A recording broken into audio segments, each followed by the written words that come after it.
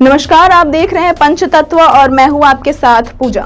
मध्य प्रदेश और छत्तीसगढ़ चुनाव के ऐलान से पहले ही उम्मीदवारों के नाम घोषित कर चुकी भाजपा अब लोकसभा चुनाव में भी इसी रणनीति पर काम कर रही है। पार्टी आम चुनाव के ऐलान से कई महीने पहले ही तमाम सीटों पर उम्मीदवार तय कर सकती है।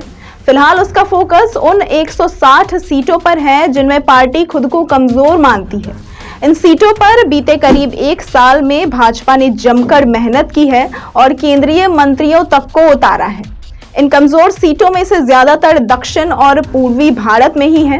भाजपा को लगता है कि इन सीटों पर पहले से उम्मीदवार घोषित करके तैयारी की जाए तो सफलता जरूर मिलेगी। भाजपा ने इन 160 सीटों को 40 क्लस्टर्स में बांटा है।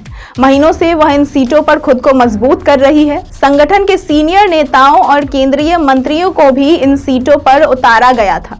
उत्तर प्रदेश की बात करें तो जिन सीटों पर भाजपा पहले से तैयारी कर रही है और कैंडिडेट उतारने की योजना बना रही है, उनमें सोनिया गांधी की सीट रायबरेली और डिंपल यादव की सीट मैनपुरी शामिल है।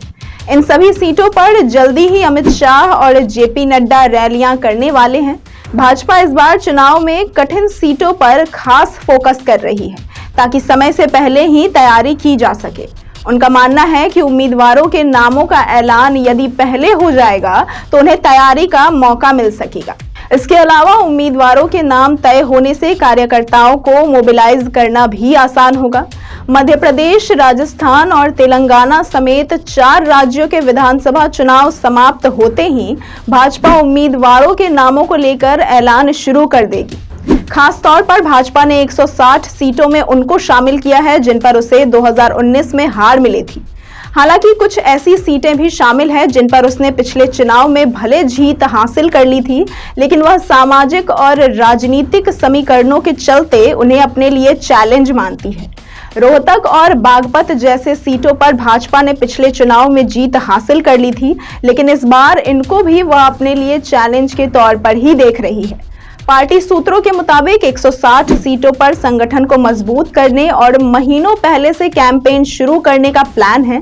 2019 के चुनाव से पहले भी पार्टी ने ऐसी ही कोशिश की थी और उसे सफलता भी मिली थी। आपको बता दें कि भाजपा ने अकेले ही 303 सीटें जीत ली थी, जबकि 2014 में यह आंकड़ा 282 का ही था।